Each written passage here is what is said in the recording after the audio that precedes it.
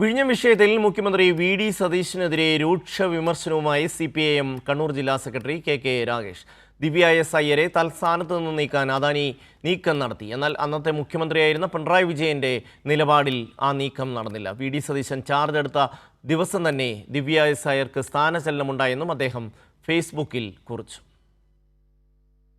Chartered വിമാനത്തിൽ മംഗലാപുരത്ത് പോയി വി.ഡി. സതീശൻ അദാനി സംഘത്തെ കണ്ടതിന്റെ ഫലം ഓരോന്നായി പുറത്തുവരാൻ തുടങ്ങിയിരിക്കുന്നതായി കെ രാഗേഷ് ഫേസ്ബുക്ക് പോസ്റ്റിൽ പറയുന്നു. വകുപ്പ് ഏറ്റെടുത്തപ്പോൾ ധനകാര്യത്തോടൊപ്പം തുറമുഖവും മുഖ്യമന്ത്രി ഏറ്റെടുത്തത് യാദൃച്ഛികമല്ല എന്നിപ്പോൾ വ്യക്തമാവുകയാണ്. ഒരുപക്ഷെ മുഖ്യമന്ത്രി തന്നെ തുറമുഖ വകുപ്പും ഏറ്റെടുത്ത കേരള ചരിത്രത്തിലെ ആദ്യത്തെ മന്ത്രിസഭയാണിത്.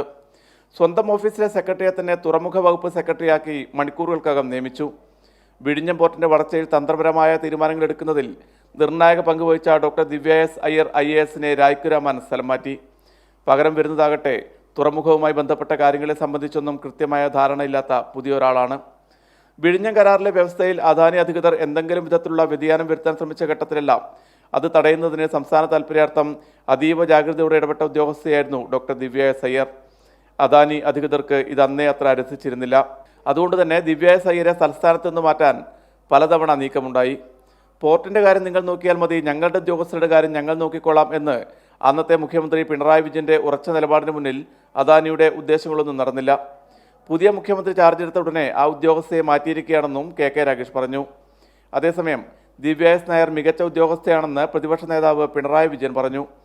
അദാനി ഗ്രൂപ്പിന്റെ വഴിവിട്ട ഇടപാടുകളെ എതിർത്തതിനാൽ അദാനി ഗ്രൂപ്പിന് ദിവ്യയോട് പ്രശ്നങ്ങളുണ്ടായിരുന്നുവെന്നും പിണറായി വ്യക്തമാക്കി.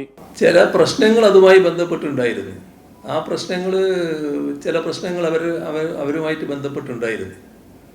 അത് അദാനി ഗ്രൂപ്പിൻ്റെ വഴിവിട്ട ചില നടപടികൾക്ക് അനുകൂലമായ നിലപാട് എടുത്തു കിട്ടണം എന്നുള്ള ആഗ്രഹത്തിൻ്റെ മേലെയായിരുന്നു. അതിനവർ നിന്നിട്ടില്ല. നല്ല ധൈര്യമായിട്ട് തന്നെ കാര്യങ്ങൾ നീക്കിയിരുന്നു. ചാർട്ടേഡ് ഫ്ലൈറ്റിൽ എന്തിനാണ് മംഗലാപുരം യാത്ര നടത്തിയത്? ആ ഫ്ലൈറ്റിന്റെ വാടക ഇനത്തിൽ ലക്ഷക്കണക്കിന് രൂപ ആര് വഹിച്ചു? ഭരണമാറ്റമുണ്ടായ ഉടനെ തന്നെ തന്ത്രപ്രധാനമായ ഒരു പ്രൊജക്ടിന്റെ മേധാവിയെ സ്ഥലം മാറ്റി പകരം ഒട്ടും അനുഭവ പരിജ്ഞാനമില്ലാത്ത ഉദ്യോഗസ്ഥരെ നിയമിക്കാനുള്ള കാരണം എന്താണ്? ഈ ചോദ്യങ്ങൾക്കെല്ലാം മുഖ്യമന്ത്രി മറുപടി പറയണമെന്നും കെ രാഗേഷ് ആവശ്യപ്പെട്ടു. കൈരളി ന്യൂസ്, കണ്ണൂർ.